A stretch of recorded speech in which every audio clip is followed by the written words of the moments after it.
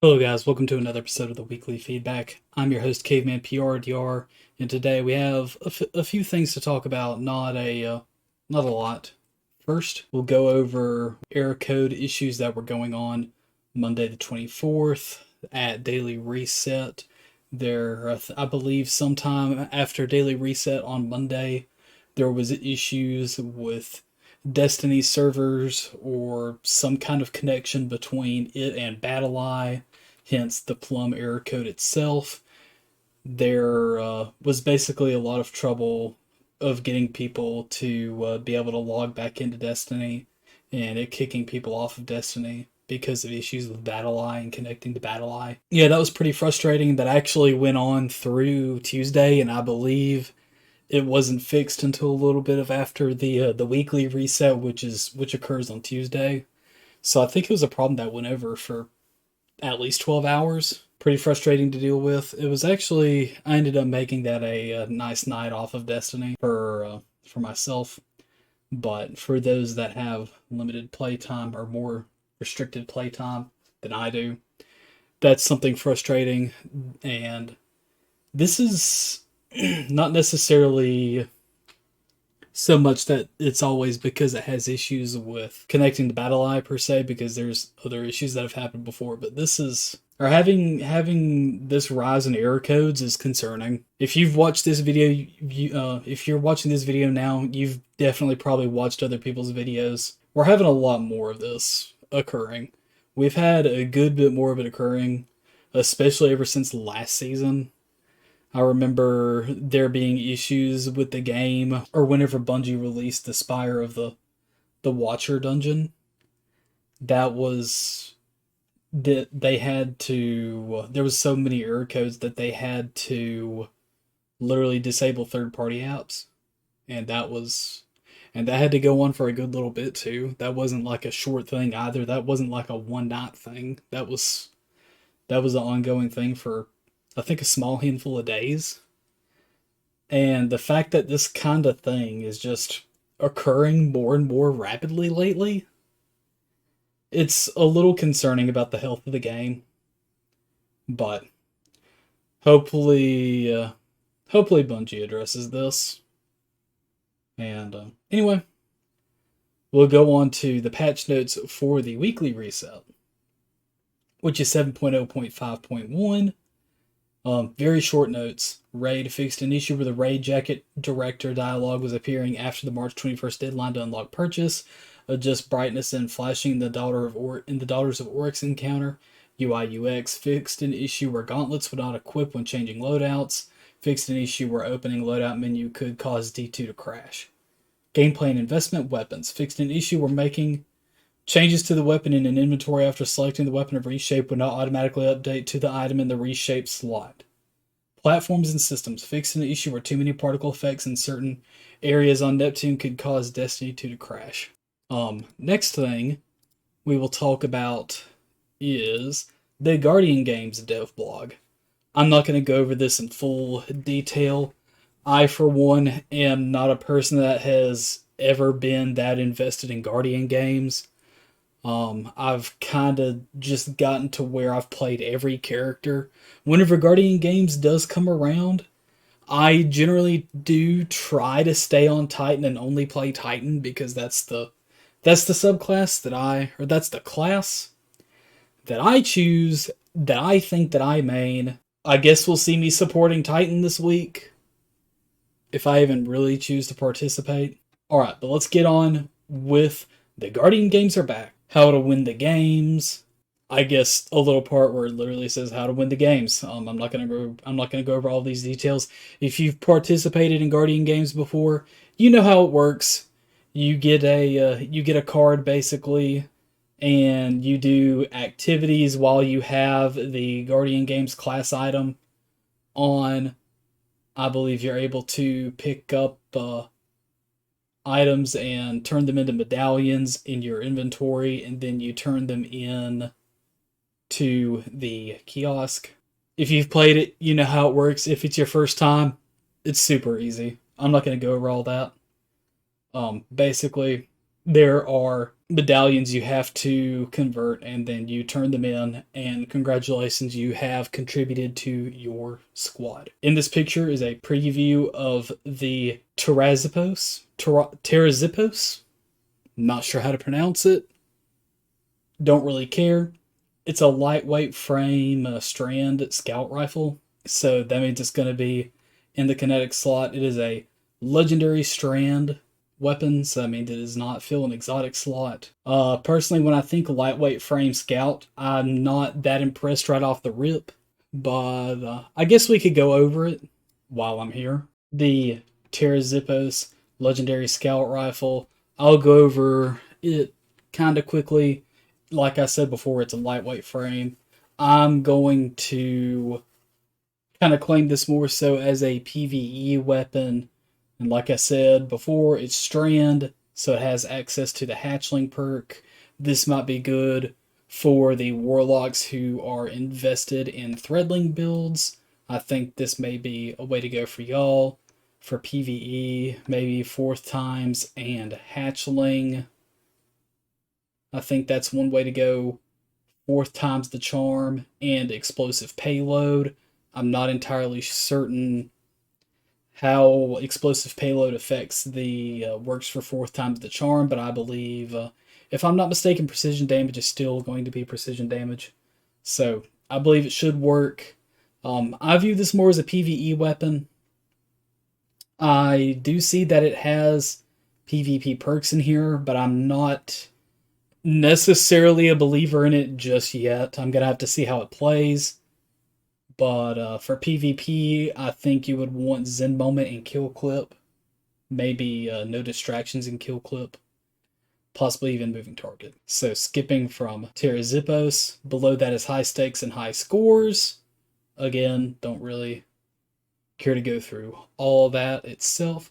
Guardian against Guardian. Now this part is interesting because it talks about a specific PvP playlist that they are going to introduce where it is class based. So it is going to be, say, I queue up and I'm on Titan. I'm going to be playing on a team of Titans against another team of whether it be Warlocks or Hunters. I'm not entirely certain what the team size is, but it is going to be the Supremacy game mode. So I think that's kind of cool that they have a PvP playlist for this where you can, I believe you can contribute by playing that. That's something I may be interested in playing. We'll see how it goes. Just the Champ dropped the Ion. So this is another thing that refers to the event card. Specifically, if you upgrade your event card for 1,000 silver, you'll instantly unlock new rewards. And even more that can be unlocked with the tickets you earn by completing challenges. Because tickets are earned if you haven't upgraded. And you can do that at any time before May 23rd. So, yeah, spending silver on the Guardian Games card. You're not going to catch me doing that, but hey, for those of you that are invested, cool. If you like the stuff that goes with it, cool. Guardian Games Cup returning. And then there's some art stuff down below right there. And also an emblem. And then at the very bottom is Direct Relief, a humanitarian organization active in the U.S. and more than 80 countries with a mission to improve health and lives of people affected by poverty emergencies without regard to politics, religion, or ability to pay. So I believe part of the money is going to be going toward that, as well as this quantum relay emblem. So awesome. Part of the money is going back to relief to help out people. Guardian Games starts May 2nd and runs for 3 weeks until May 23rd. Plenty of time to earn some nice weapon rolls, have tons of fun, and of course to show why your class is the best. The D2 Destiny 2 team did have to mention something regarding Guardian Games. We're excited for Guardian Games to kick off next week, but we had one small correction. The original text hinted that depositing medallions would level up crafted weapons. This is incorrect, but there will be a weapon level progression buff active during the event. So, you can read it right there. I believe maybe the article was amended when I was looking through it earlier, or maybe I just skipped the details. Either way, doesn't really matter. This is going to be how you actually do it. So basically, if you use your crafted weapons, you can get a weapon level progression buff during the event. I'm assuming just by participating in Guardian Games events and activities and whatnot. And now we'll move on to the last but not least, the weekly TWAB for 27-23. Very beginning of it talks about Guardian Games. Below that is the Trials community vote. And for those of you who are my PvP mains, I need y'all to sit down and just like be ready because I have some news. If you somehow don't already know, they're going to make it to where we are having to vote between playing on Rusted Lands, playing on Convergence, and playing on Disjunction. So, common sense dictates that for my PvP mains out there, we're doing our best to not vote for Disjunction.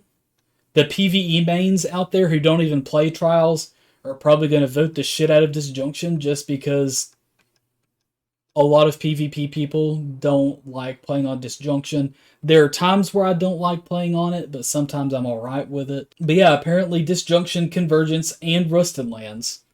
All three not good Trials maps in my opinion. Rusted Lands does not flow well, in my opinion, because there's a huge wall that divides the map in like 5/8.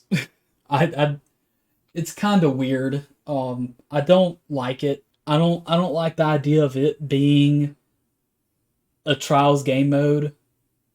But I guess it would be, as long as it's not zones, Rusted Lands may end up doing okay. And it may end up being the one I need to vote for. Convergence. It's one of the most boring it's one of the most boring maps for 3v3 in Trials.